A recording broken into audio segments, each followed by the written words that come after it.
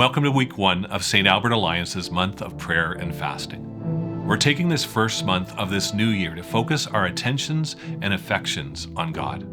Over the next 4 weeks as a church family, we're going to take additional time to listen to Jesus and contend in prayer for the things that are on our hearts and on our minds, both as a church and as individuals.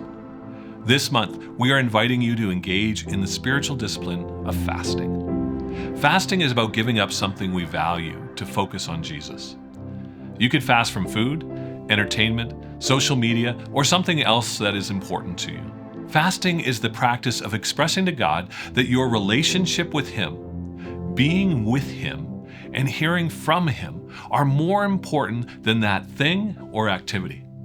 The key part of fasting is taking the time and the energy you would have spent eating or whatever you're giving up, and using that time and energy to listen to Jesus and talk with Him in prayer. As we begin this journey together, we have prepared a video to help you engage in the spiritual practice of fasting. You can click on the link below to listen to Pastor David talk about how to fast. This week, as we begin our month of prayer and fasting, we're focusing on the key growth area that we have to grow in the presence and power of Holy Spirit in our lives. As you take time to pray this week, I want to encourage you to seek after the presence and power of the Spirit in your life, and in the life of your family, and in the life of our church family. To help you focus on embracing the presence and power of the Spirit this week, I want to encourage you to get a candle. Whenever you begin, light this candle and say these words, "Come, Holy Spirit." Come, Holy Spirit. This is the simple invitation of the church spoken for centuries, and as we speak it, we join all of the believers who've come before us, who have sought after the Spirit. The practice of lighting a candle can help you focus your heart on the tangible reality of the presence of Holy Spirit as you pray. As you pray this week, invite Holy Spirit, saying, "Come, Holy Spirit." And then begin by listening to the Spirit. Ask Holy Spirit, "What do you want me to know today?" He may speak through a whisper, an inner voice that you know is not yours. He may speak by bringing to mind a Bible verse or a passage. He may give you an image in your mind. Pay attention to what comes to mind, and I would suggest that you write it down.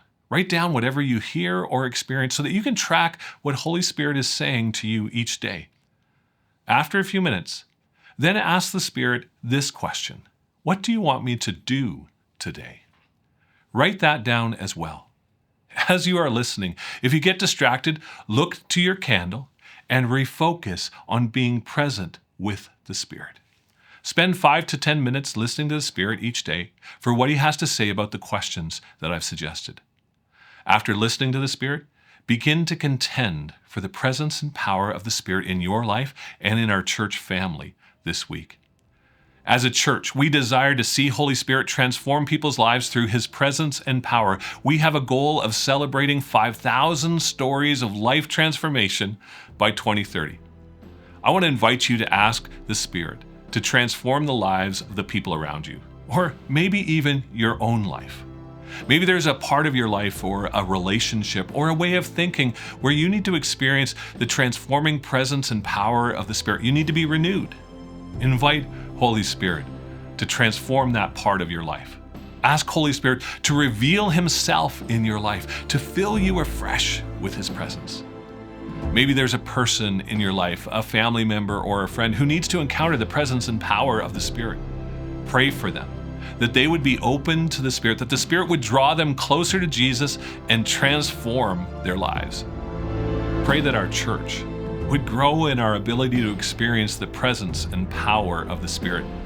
That Holy Spirit would be tangibly present in our worship gatherings, in our small groups. That our children and our teens and our adults would be transformed through an encounter with Him. This week, open yourself to the Spirit and let Him transform your life.